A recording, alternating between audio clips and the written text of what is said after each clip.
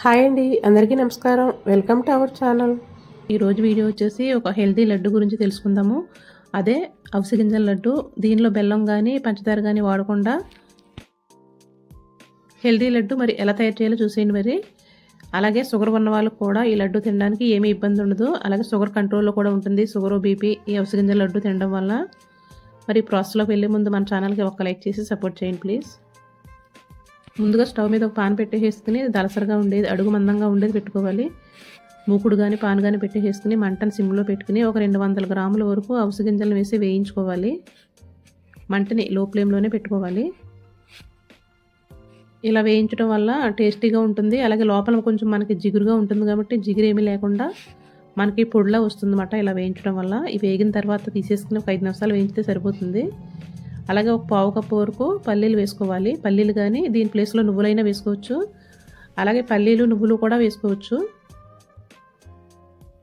చూడండి, ఈ విధంగా వేగిన తర్వాత ఇవి కూడా ఒక ప్లేట్లో తీసేసుకుని వేరే నట్స్ ఏమైనా వేసుకోవచ్చు. నా దగ్గర సన్ఫ్లవర్ సీడ్స్ ఉన్నాయి, అవి వేస్తున్నాను. లేదా బాదం కానీ కొద్దిగా జీడిపప్పు కూడా వేసుకోవచ్చు.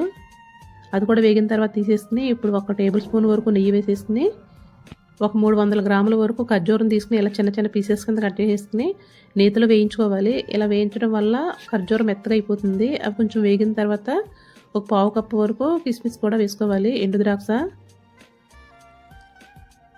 ఇంకొక స్పూన్ నెయ్యి వేసుకుని బాగా వేయించుకోవాలి.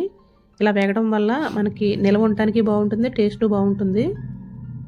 200 గ్రాముల అవిసె గింజలకి 300 గ్రాములు ఖర్జూరం వేసుకుంటే కరెక్ట్గా తీపి సరిపోతుంది.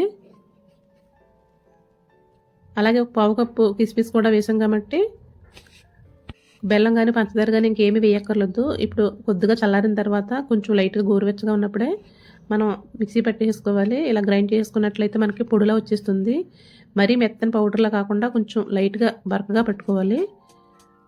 అవిసె గింజలు పట్టిన తర్వాత ఈ పల్లీలు ఇవి వేరే గింజలు ఉన్నాయి కదా, ఇవన్నీ కూడా పట్టేసుకోవాలి. తర్వాత ఖర్జూరం కూడా మిక్సీ జార్లో వేసేసుకుని గ్రైండ్ చేసేసుకోవాలి. ఈ పొడులన్నీ కూడా బాగా కలిపేసుకోవాలి. ఇప్పుడు ఈ పొడి కొంచెం అలా మనం గ్రైండ్ చేసుకున్న ఖర్జూరం కొంచెం మళ్ళీ మిక్సీ జార్లో వేసుకోవాలి. మనం చేతితో కలిపితే కలవదు కాబట్టి ఒకసారి మళ్ళీ మిక్సీ చేసుకున్నట్లయితే కనుక మనకి బాగా వస్తుంది. అలాగే మనకి ఉండ కట్టడానికి వస్తుంది అన్నమాట. మళ్ళీ మనం రెండోసారి ఇలా రెండు కలిపి మిక్సీ పట్టడం వల్ల కొంచెం ఖర్జూరం పేస్టు అలాగే కొంచెం పొడి వేసుకుని ఒక 2-3 సార్లు కింద గ్రైండ్ చేసేసుకోవాలి. ఇప్పుడు మొత్తం ఒకసారి చేతితో మొత్తం అంతా బాగా కలిపేసుకొని లడ్డూల్లో చుట్టుకోవాలి. కావాలంటే ఇంకొక స్పూన్ నెయ్యి వేసుకోవచ్చు. చూడండి, నాకైతే సరిపోయింది కాబట్టి వేయట్లేదు. ఇంకా నెయ్యి ఎక్కువ కావాలనుకునే వాళ్ళు వేసుకోవచ్చు. మనం నేతిలో వేయించాం కాబట్టి 10-15 రోజుల వరకు నిల్వ ఉంటాయి బయట పెట్టుకున్నా కూడా. అదే ఫ్రిడ్జ్లో స్టోర్ చేసుకుంటే కనుక ఒక నెల పైన నిల్వ ఉంటాయి. హాస్టల్లో ఉండే పిల్లలకైనా సరే అలాగే హెల్త్ ప్రాబ్లమ్స్తో బాధపడేవారైనా సరే రోజుకో లడ్డు తిన్నట్లయితే ఎంతో ఆరోగ్యం. హాస్టల్లో ఉండే పిల్లలకి ఏంటంటే అక్కడ ఫుడ్ సరిగ్గా తినరు కాబట్టి ఇలాంటివి చేసిస్తే కనుక కొంచెం కవర్ అవుతుంది.